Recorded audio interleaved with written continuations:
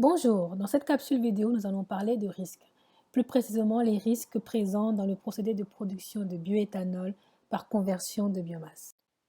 Tout d'abord, la présentation débutera par une brève introduction ainsi qu'une définition de qu'est-ce qu'un risque. Ensuite, nous parlerons des opérations unitaires choisies ainsi que le risque lié à chacune d'entre elles dans le procédé. Le premier sera en lien avec l'utilisation d'un séchoir et le second avec la fournaise. La présentation se terminera par quelques recommandations pour réduire les risques ainsi qu'une brève conclusion.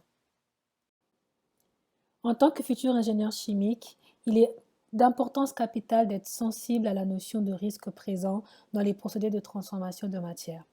Selon Ingénieurs Canada, l'évaluation et la gestion du risque font partie intégrante des activités quotidiennes des ingénieurs. Ils décident ensuite du meilleur plan d'action et des étapes à suivre pour prévenir un résultat indésirable, tout en s'efforçant de garantir un produit qui réponde entièrement aux exigences du client. L'ingénieur a plusieurs rôles pour maintenir un environnement de travail sécuritaire. Il doit respecter les éventuelles préoccupations par rapport au procédé dont il est responsable. Il doit être en mesure d'évaluer les conséquences de ces préoccupations et de déterminer la probabilité que ces défaillances aient lieu. Le tout pour être en mesure de respecter le Code de déontologie des ingénieurs du Québec en lien avec le devoir et l'obligation envers le public, le client et la profession. Définissons qu'est-ce que c'est qu'un risque. Selon le petit Larousse, il peut être défini comme un danger, inconvénient, plus ou moins probable auquel on est exposé. C'est le fait de s'engager dans une action qui pourrait apporter un avantage, mais qui comporte l'éventualité d'un danger. Cette dernière définition est plus appropriée à l'industrie, car parfois essayer d'économiser temps et argent ne rime pas toujours avec sécurité.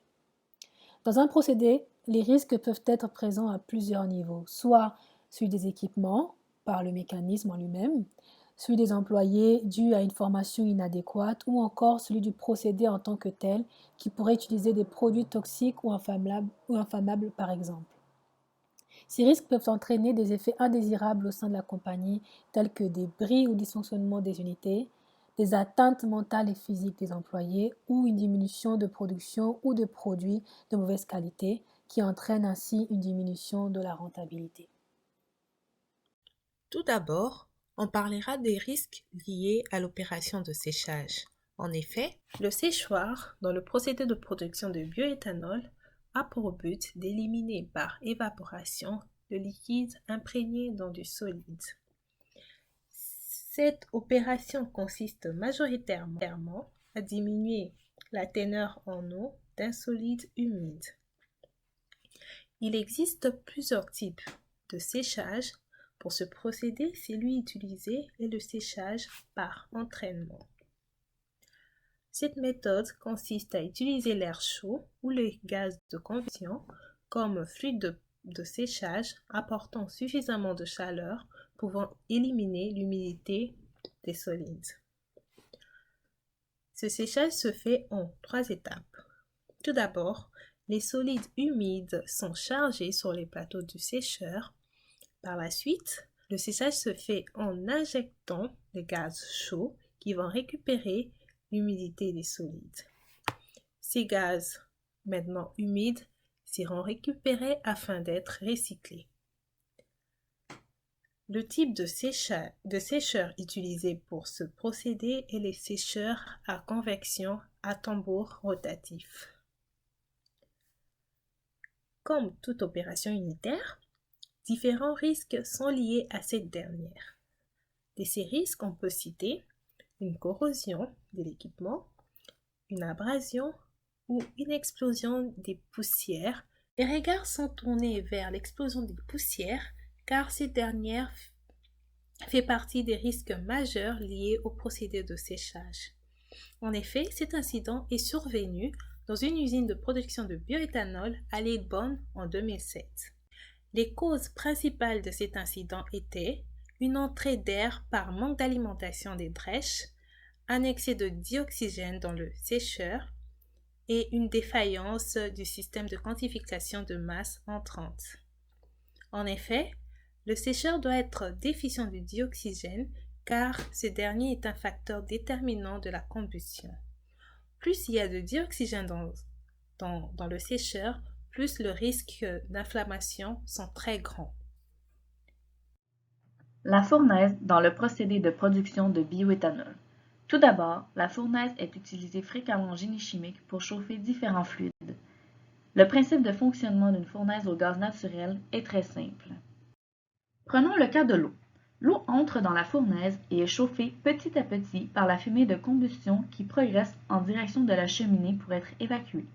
Plus l'eau s'approche de la chambre de combustion, plus sa température augmente. L'eau sort de la fournaise du côté des brûleurs.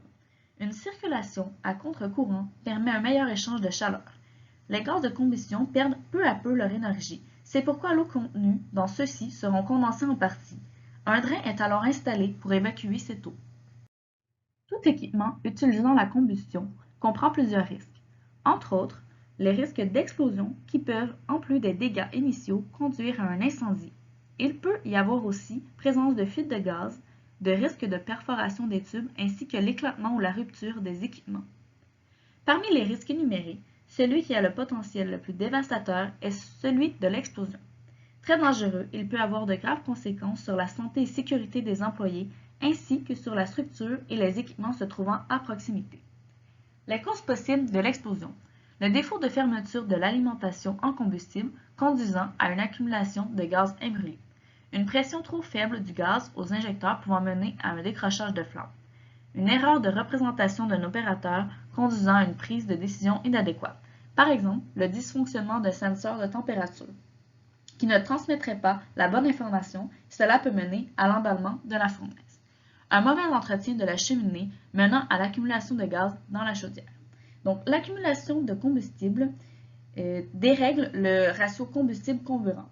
Ce phénomène affecte la flamme qui brûle le combustible. Si celle-ci est trop faible ou absente, le gaz non brûlé s'accumule, créant un échappement de GES important vers l'atmosphère et au retour de la flamme peut créer une explosion due à cette accumulation. Cet événement est arrivé en France dans une usine agroalimentaire de production de céréales et d'aliments pour le bétail. En effet, dû à un dérèglement sur le bouton de commande des registres d'air du comburant, il y a eu perte de régulation de combustion et donc d'accumulation de gaz imbrûlés causant l'explosion. Dans un procédé comme la transformation de biomasse en bioéthanol, ce risque est d'autant présent car l'éthanol est extrêmement inflammable. Passons maintenant aux recommandations pour le séchoir. Afin de remédier au type d'incident présenté, il faut recourir à des moyens préventifs beaucoup plus efficaces, comme par exemple ajouter un courant entrant d'azote afin de réguler la concentration du dioxygène dans le séchoir, faire un balayage des dépôts avant la mise en service des brûleurs, faire l'entretien des équipements régulièrement et avoir une bonne quantité de drèche à l'intérieur du séchoir. Concernant les recommandations pour la fournaise, il est également important d'entretenir les équipements qui l'entourent et de maintenir les opérateurs à jour. Les entretiens préventifs tels que le ramonage de cheminées ne sont pas négligés, même si cela demande de ralentir la production. De plus, la mise en place d'un système de ventilation peut réduire grandement les risques d'explosion. Un autre moyen de réduire les risques serait de réduire le diamètre et la longueur des tuyauteries ainsi que la pression du combustible qui y circule. Ces mesures permettent de réduire le débit en cas de fuite. Pour conclure, un ingénieur a pour rôle principal de protéger le public. En effet, l'ingénieur doit prévenir les risques éventuels qui peuvent intervenir dans les différentes opérations unitaires d'un procédé afin de pouvoir les contrer. Il doit aussi être en mesure d'évaluer les différentes conséquences qui peuvent survenir en cas d'incident. Il doit donc se familiariser avec les différents risques d'un procédé industriel. Le risque est un danger auquel on est exposé. Ce dernier peut survenir au niveau des équipements du procédé et peut avoir des effets qui peuvent nuire à notre santé ou à la production du produit désiré. Dans le procédé de production de bioéthanol, le séchage est un procédé qui consiste à éliminer l'humidité d'un solide par évaporation. Parmi les risques qui y sont liés, on peut avoir une explosion des poussières à cause d'un excès de dioxyde d'oxygène dans le sécheur. Le procédé de production de bioéthanol demande un apport en fluide chauffant. Pour ce faire, une fournaise est requise pour chauffer le fluide caloporteur. Le risque majeur est une explosion des gaz brûlés à la suite d'une accumulation. Afin de prévenir ces risques, il est donc important que les équipements soient bien entretenus et aussi il faut veiller à ce qu'il n'y ait pas d'accumulation dans les différents équipements du procédé. Il faut par-dessus tout veiller à ce que les points de consigne des équipements soient à la bonne valeur. Merci de votre attention, l'équipe Bioval.